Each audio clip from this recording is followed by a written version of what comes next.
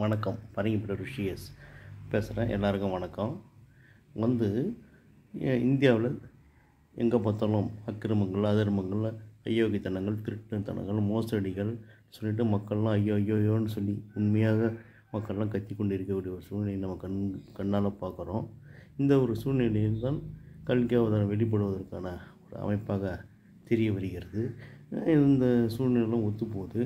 இருந்த போதிலும் பிரெஞ்சு தீர்க்கதரிசி நோஸ்ட்ரடாமஸ் சொன்ன இம்மார்டல் ரூலர் வெளிவருவதற்கான நேரமாக தெரிகிறது.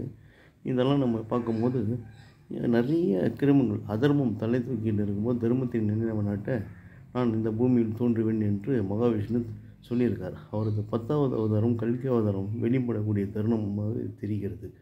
ஆகவே அவரை தான் இம்மார்டல் ரூலர்னு பிரெஞ்சு தீர்க்கதரிசி சொல்கிறார்.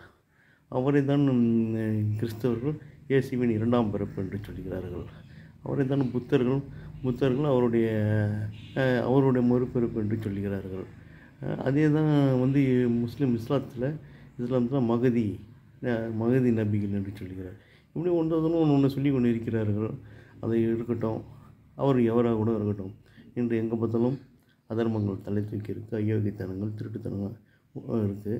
இந்தியா நல்லா இருக்கணும்னு நினைக்கிறவங்க, உண்மையாக நேசிக்கிறவங்க, உண்மையான இந்தியர்கள், உண்மையான இந்திய நாட்டின் மீது பற்று உள்ளவர்கள் நீங்கள் அது இருந்தீர்களால் நீங்கள் இம்மார்டல் ரூலர் ப்ளீஸ் கம்னு மெசேஜ் எல்லாருக்கும் அனுப்புங்க, ஃபார்வர்ட் பண்ணிக்கினே இருங்க.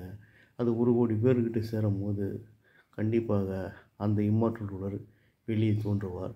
இதை பற்றிலாம் நிறைய யூடியூப்பில் போட்டுக்கிட்டு இருக்கிறாங்க.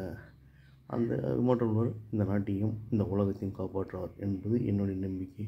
அதனால் நீங்கள் இதை ஷேர் செய்யுங்கள். நன்றி, வணக்கம்.